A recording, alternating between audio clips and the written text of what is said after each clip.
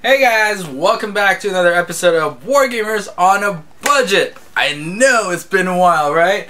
Well, today I'm going to talk about the cheap, simple way of getting a very elegant looking display base. One of those Plinths.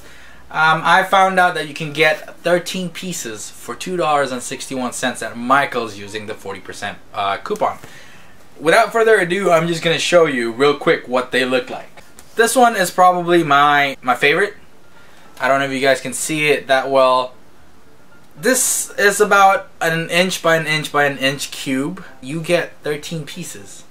This is only 5 in my hand right now, but just to show you what you can, possibly do, I did this in a lot of different colors. I don't know if you guys can see it.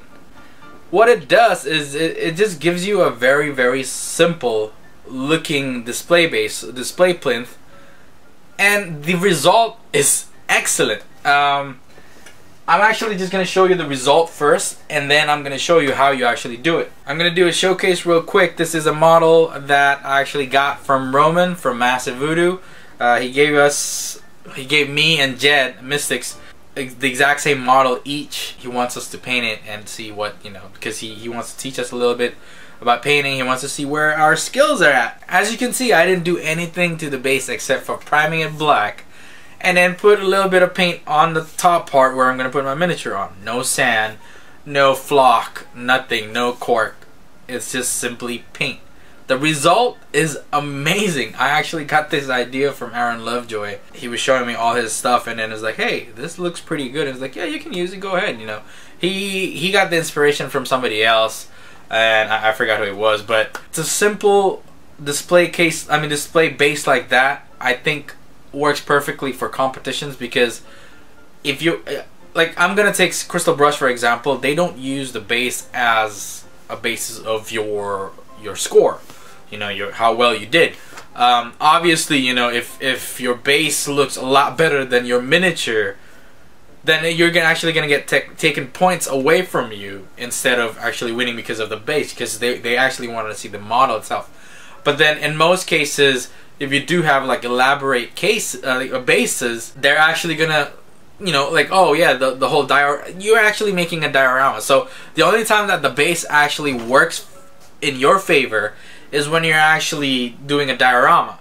So if you're doing just a single model, you want as plain as possible. Your base could be just sand, because you don't want to take the attention away from your model. Now these plinths, or just blocks, usually comes like this. Like I said, you get 13 of them in a bag, and you can find this in the wood section of Michael's, the wood aisle.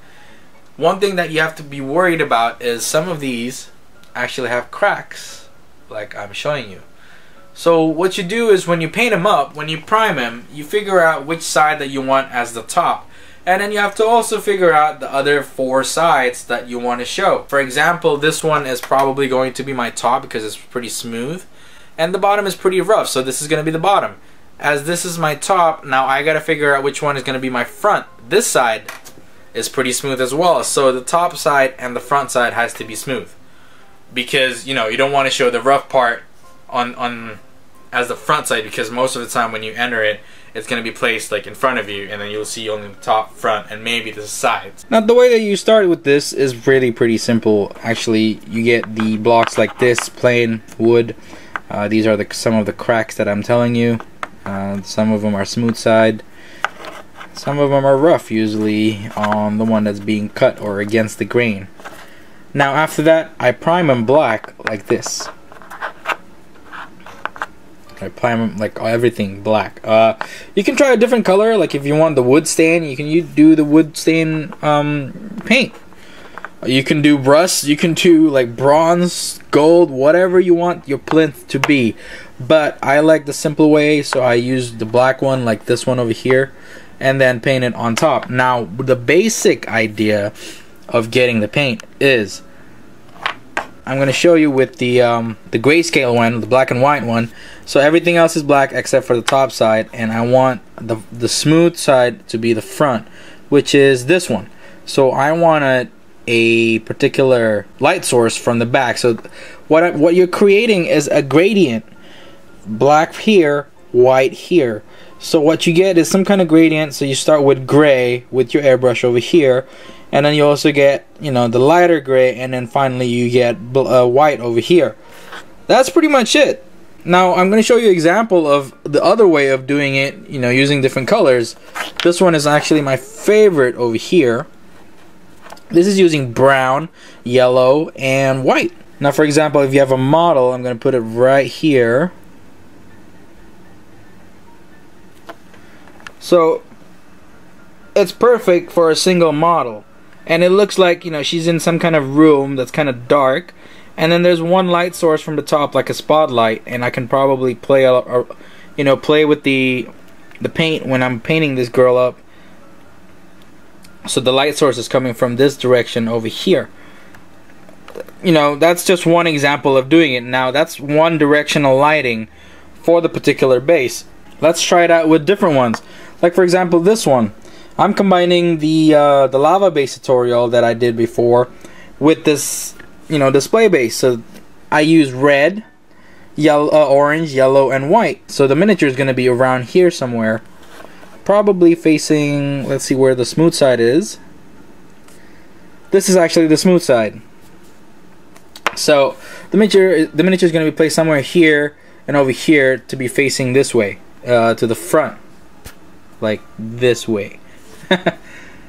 Now another way to do it is actually, you know, I try to do the acid kind of base, playing around with green, light green, yellow green, and then yellow, and then white at the end. I scratched it up a little bit over here, but I'm going to fix it later on because I have a model, I have a squad that's going to be placed on here. Well, one model on each, basically. Another way to do it, play around with colors. This is from blue all the way to purple, pink, and then white over there. I don't know what I'm going to put, you know, whatever I'm going to put on here. It looks really nice already. I even have one where it's pink to all the way to yellow, orange, and white. I don't know what model I'm going to put. Now the possibility is almost endless. It depends on your creativity. Now I'm not saying that don't limit yourself with, you know, no sand, no flock or whatever. I'm going to add, you know, some basing stuff on the display base. But the whole point is actually getting those bases for cheap. This is the whole point of Wargamers on a budget anyway.